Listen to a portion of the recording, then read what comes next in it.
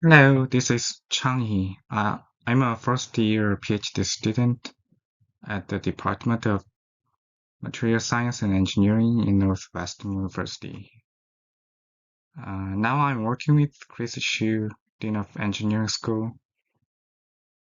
Today I would like to introduce my previous research about aluminum magnesium mechanical properties in high magnesium content environment and apply the experimental data to machine learning method. From background and introduction, I will introduce my previous research briefly and then explain how to apply and relate the experimental data to machine learning.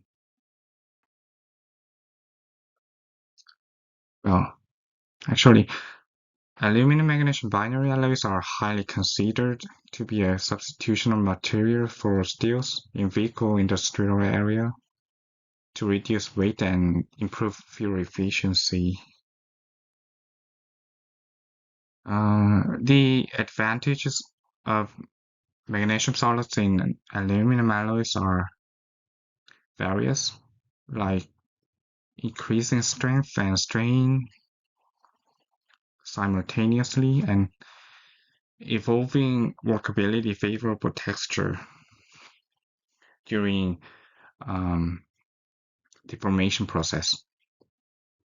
However, one of the obstacles to replace the material is caused by solid drag effect, which makes dynamic strain aging, so-called DSA. DSA makes PLC effect, which can be observed in the strain stress curves when conducting mechanical tests like tensile and torsion test. Dislocations interact with solid atoms so that dislocations are caught some time and then released after that. Therefore, at a certain time during mechanical test, the observed stress is higher than applied stress. And also, this effect causes negative strain rate sensitivity, NSRS effect. Um,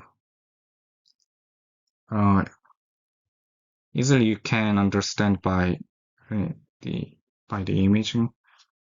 Um, in general situation, if strain rate is higher, gets higher, the stress gets higher also. But in this situation, the reverse uh, phenomenon phenomenon is observed. It means overall these effects indicate strain localization and irregular deformation, which can make defective parts in manufacturing process. So the PLC and SRS effects should be controlled and minimized, but it is not easy to find the solution. The PLC and SRS effects can be overcome by controlling magnesium contents, deformation, temperature, and strain rates, which are in, which are proven by my previous study. Uh, the PLC and SRS effects in aluminum magnesium alloys are pervasively known to many researchers if, who investigate aluminum alloys. However, they thought the problem could be solved by simply changing the deformation mode to a uniform deformation mode. But in my previous research, even though the torsion test is well known as a uniform deformation test, the PLC and SRS effects are observed as well. Therefore, changing the deformation mode is not a solution, but other process conditions should be modulated to solve the problem.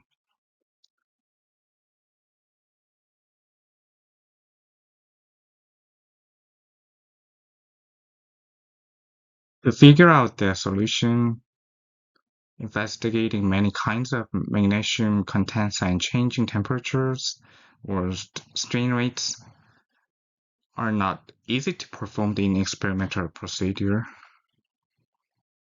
and experimental research.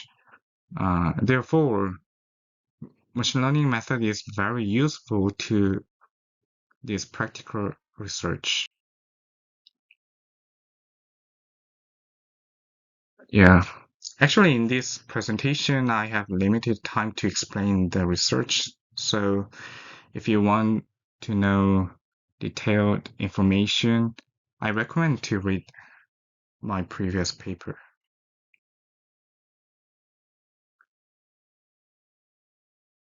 Briefly, the conducted experimental procedure is like that. Um, in aluminum magnesium alloys, magnesium contents vary from 4 to 9 weight%, and temperatures from room temperature and 100 and 200 Celsius degree with various strain rate 0.1, 1, and 10%. From the experiments, equivalent stress strain curves were obtained, and now I analyzed the observation quantitatively. To get proper predicted and validated data, I used the random forest model, which can make classification and regression in multiple variations. The model enables to make multiple decision trees during training and merge during training and merge. Their results are more accurate and stable prediction. It has strong advantages like reducing overfitting compared to individual decision trees. And handling large data sets with higher dimensionality and providing feature importance metrics. Before using the model, I had to identify observations first. Using the given equations in the MATLAB program, I could get mean values of observations.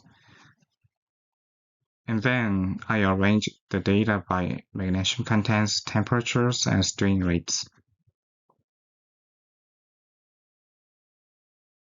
After getting the data source, I applied random forest model by MATLAB. The workflow of applying the model is like that. Data array from MATLAB and delete blank data, and then new status classification column, which is related to decide NSRS, and then separate features and target variables, and data standardization, and I rated. If not rated, the validation would be fail, and because the variation effects are not even. After rated, model training and prediction processes follow. Yeah, these are the code used in the study. You can see and understand how I set the model.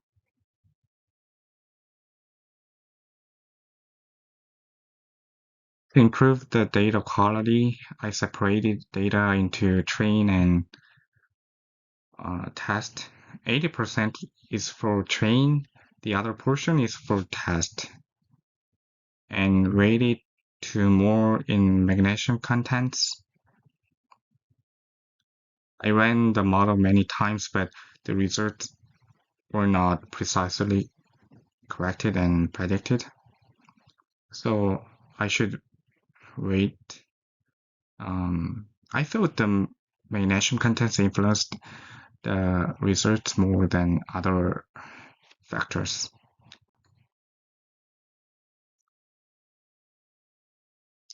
As a result, I got the validation data, RMSE, MAE, and R-square for both train data and test data, and then extracted the predicted data in various magnesium contents, temperatures, and strain rates ranges.